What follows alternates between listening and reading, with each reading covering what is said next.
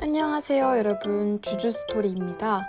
오늘은 프랑스에 가기 전에 당신이 꼭 알아야 할 사실 5가지에 대해 이야기해 보려고 합니다. 첫 번째, 소매치기. 프랑스는 소매치기로 유명한 나라들 중 빠질 수 없는 국가입니다. 모두들 잘 아시겠지만 그럼에도 불구하고 제가 소매치기에 대해 언급하는 이유는 그만큼 정말 중요하기 때문이에요. 특히 파리 쪽에는 관광객들이 정말 많기 때문에 또 조심해야 합니다. 소매치기를 당하는 장소는 사람들이 많은 지하철이나 버스인 경우가 많은데요. 한국과는 분위기가 다르기 때문에 많은 한국인들이 당하는 장소이기도 합니다. 소매치기를 당하는 물건은 지갑, 스마트폰, 가방, 심지어 캐리어까지 도둑맞는 경우가 많은데요. 본인에게 안 일어날 것 같죠? 그러다 털리는 겁니다.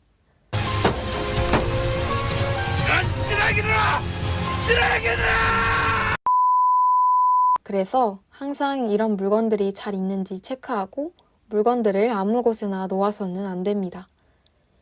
특히 문제가 되는 게 바로 여권인데요. 관광객이라면 프랑스에 있는 한국 대사관에 가서 임시로 발급받을 수는 있지만 만약에 당신이 교환학생 또는 유학생이라면 얘기가 달라집니다. 프랑스에서 무비자로 여행할 수 있는 기간은 3개월인데요. 유학생들의 경우에는 3개월 이상 체류해야 하기 때문에 이 비자 발급이 굉장히 중요합니다. 하지만 프랑스에 온 지 3개월이 넘는 유학생이 이 여권을 도둑맞게 되는 순간 불법 체류자가 되는 겁니다. 이 비자를 도둑맞게 되면 대사관에 가서 여권을 발급받고 비자도 다시 발급을 받아야 하는데요. 여권은 금방 나오지만 비자는 시간이 꽤 오래 걸려요. 물론 돈도 꽤 들고요. 이 기간 동안에는 다른 나라에 가거나 프랑스를 떠날 수 없는데요. 비자 없이 다른 나라에 갔다가 걸렸다. 운이 안 좋다면 프랑스에 다시는 입국할 수 없게 될지도 모르니 조심하시기 바랍니다. 종종 유럽 여행 가시는 분들 중에 스마트폰 또는 지갑에 도난 방지 스프링이나 목걸이를 연결해서 다니시는 분들이 계세요. 물론 어느 정도 보완은 되겠지만 이것만 믿고 돌아다닌다면 어느 순간 가벼워진 당신의 가방을 마주하게 될 수도 있습니다. 실제로 프랑스 친구들이 한국인들이 그렇게 하고 다니는 게 위태로워 보인다, 위험해 보인다 라고 말하는 것을 여러 번 들었어요. 도난 방지 스프링이나 목걸이는 부수적인 요소로 사용하시고 제일 중요한 것은 여러분께서 수시로 확인하고 조심하는 거예요.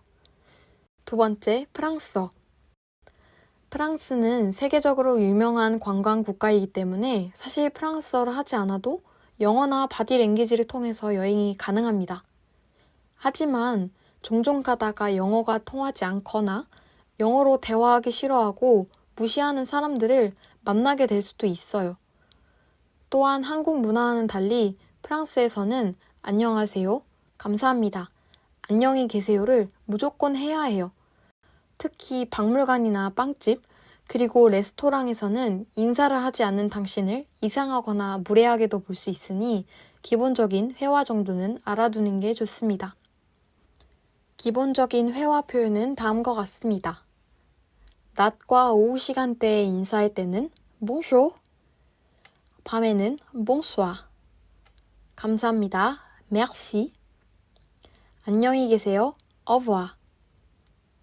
그리고 조금 더 응용해보고 싶으시다면 좋은 하루 되세요, bonne journée. 이어서 au revoir, bonne journée 까지 해보신다면 상대방도 기분 좋게 만남을 마무리할 수 있을 거예요. 또한 영어를 할 수 있는지 물어보기 위해서는 Pouvez-vous parler en anglais? Pouvez-vous parler en anglais? 정도로 물어볼 수 있겠고, 미안합니다 라는 표현에는 pardon 이라는 표현으로 정말 많은 상황에서 활용할 수 있습니다. 이 정도만 할 수 있어도 여행할 때 프랑스인들의 기본 인사 예절, 문화에 대해 배우고 더 기분 좋게 여행할 수 있을 거예요. 또한 식당에서는 한국과 달리 손을 흔들며 주문하는 문화가 아닙니다. 계속해서 웨이터를 쳐다보고 눈을 마주치려고 해야 합니다. 어쩔 때는 정말 오래 걸릴 수도 있어요. 하지만 여기는 프랑스. 기다려야 합니다. 또한 프랑스에 가면 팁을 꼭 줘야 한다고 생각하시는 경우가 많은데 다른 나라에 비해 팁을 주는 문화는 아닙니다. 하지만 서비스가 너무 좋고 직원이 마음에 들었다면 주어도 괜찮습니다. 여러분들의 자유예요. 세 번째, 한국 식재료. 한국에서 머나먼 프랑스를 여행할 때면 꼭 생각나는 것이 바로 한국 음식인데요. 한국과 프랑스는 꽤 멀기 때문에 한국 식당 음식도 식재료도 정말 비싸요. 프랑스가 한국보다 한 두세 배 정도 비싼 경우가 많아요. 따라서 한국 음식을 어느 정도 프랑스에 오실 때 가져오시는 것을 추천드려요. 내가 만약 관광객이라면 어차피 여행 중에 다 먹을 거니까 최대한 챙겨올 수 있는 음식들은 챙겨오시고 정말 제대로 된 한국 음식이 그리우시다면 프랑스 파리에 있는 한국 음식점을 방문하시면 됩니다. 하지만 내가 유학생이라면 이야기가 달라져요. 유학생들은 한국에서 가져가야 하는 짐이 정말 많기 때문에 식재료로 가방을 다 채우기에는 무리가 있어요. 사실 요즘은 파리 쪽에 한인마트가 잘 되어 있어서 조금 비싸긴 하지만 대부분의 식재료는 구할 수 있어요. 따라서 프랑스에서 구하기 힘든 식재료 위주로 가져오시는 것을 추천합니다. 제 경험상 프랑스에서 구하기 힘들었던 재료들은 굴소스, 미원, 햄 종류, 다시다 등등이 있었어요. 또한 식재료뿐만 아니라 프랑스에서 구하기 어려운 물품들은 파스, 바지, 필기도구, 약 등이 있으니 참고하셔서 준비하시면 되겠습니다. 네 번째, 파리 구 정보. 파리는 20개 정도의 구로 이루어져 있어요. 신기하게 구마다 특징들이 다 다릅니다. 간단하게 말하면 녹색 원 안에 들어오는 구들은 나쁘지 않아요. 하지만 북동쪽에 위치한 구들은 조금 위험한 경향이 있어요. 낮에는 그나마 괜찮지만 밤에는 조심하시는 것이 좋습니다. 에어비앤비나 호텔 관련 어플을 보면 이쪽 지역 숙박비가 싼 이유도 이 때문이에요.